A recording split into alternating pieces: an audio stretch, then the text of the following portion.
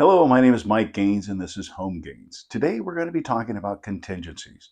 When a buyer submits an offer to a seller to purchase a property, in that offer there's a lot of places for them to ask for different things to be in the contingency period. So today we're going to look at those different contingencies, how they apply, what's the best use for them, and how you can navigate your way through a transaction and not have any sticking points because of the contingencies. So let's get started. The most common contingencies you see in a contract are the buyer's loan, appraisal, and property inspection. Now we'll break down those three and cover what's important about each aspect. Okay, the first thing the buyer is going to do is they're going to take their completed contract and they're going to give it to their lender.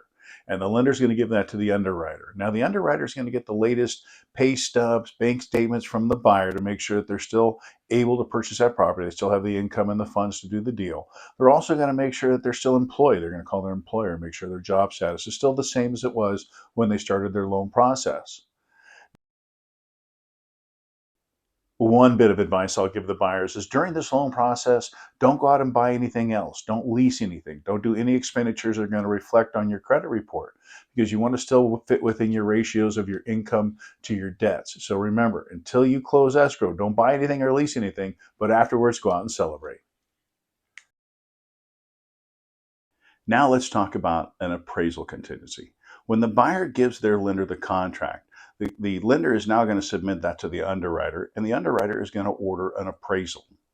Now, the appraiser is going to go out and determine that the property is of the same value that the buyer has offered. A couple of tips I always like to give is when an appraiser is coming out, meet the appraiser there to let them in, make sure that they're comfortable with the property, that everything's working properly, the lights will turn on, all the appliances and so forth. But you also want to give them some of the comps that you use to come up with the value that you priced it to put it on the market.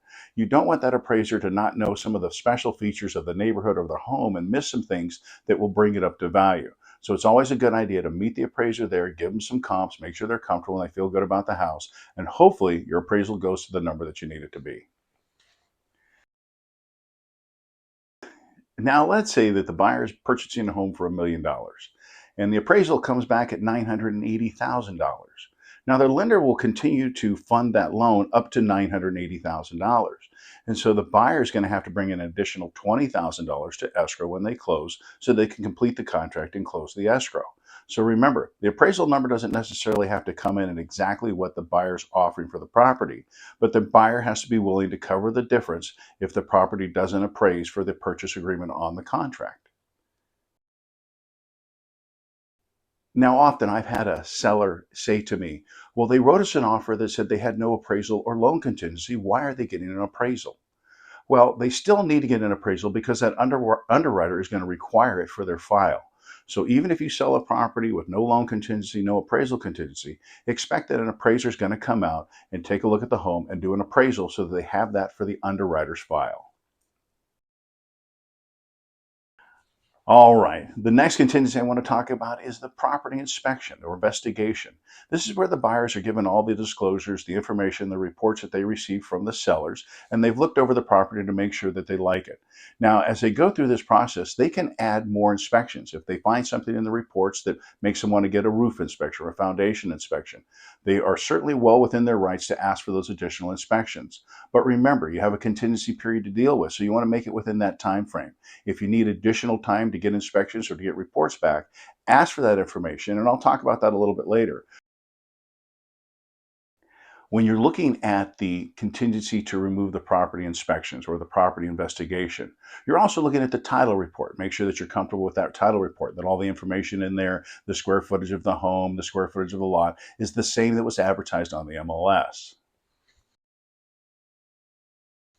Also, you want to check the easements. You want to make sure that you're comfortable with the easements that come with that property, and they'll be described on that title report. PG&E may have an easement to go to the back to work on the power lines or the poles. So make sure you're comfortable with the easements that come with that property.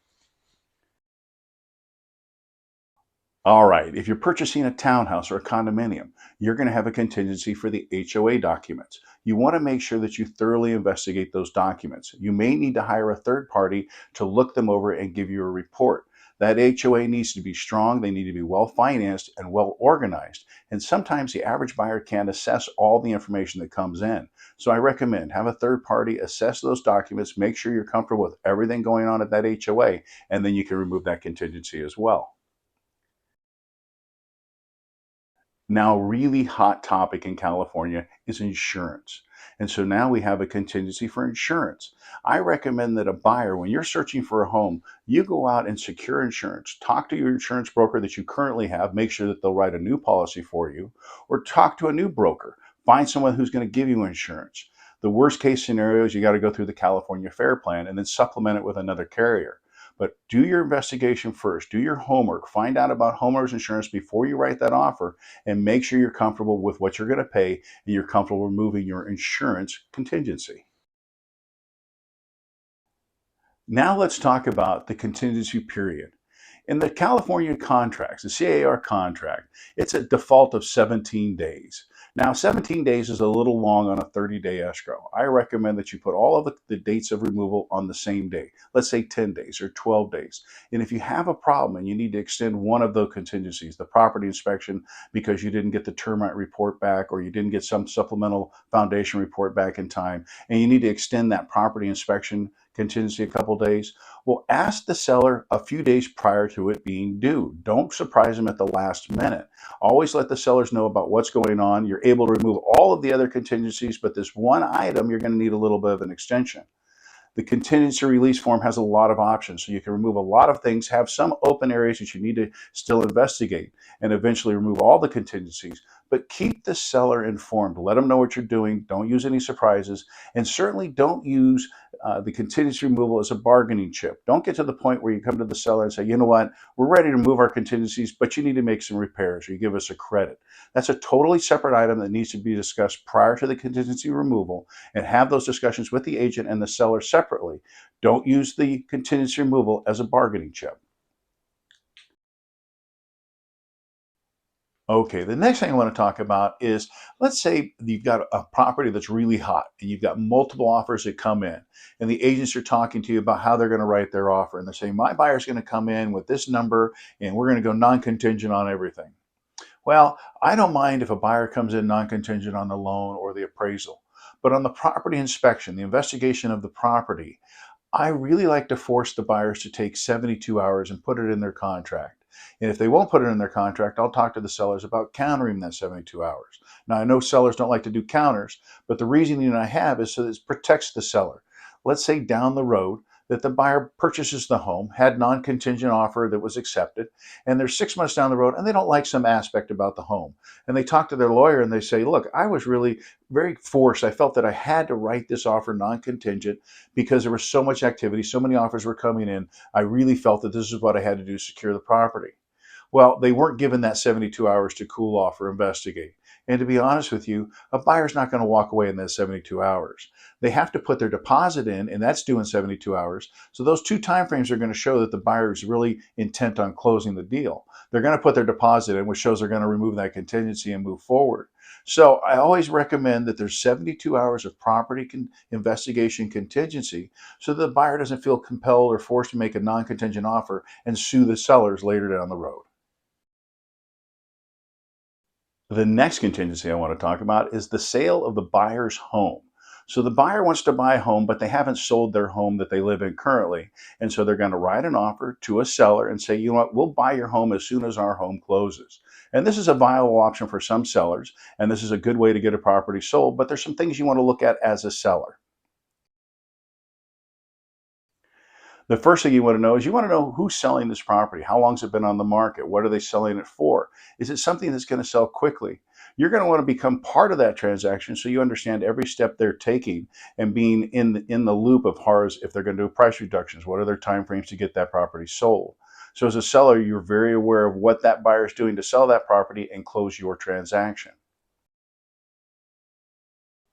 As the seller, you have a couple of options. You can take backup offers so that if that first offer doesn't work out, they don't sell their home, you have somebody in place to take over, you can get your property sold.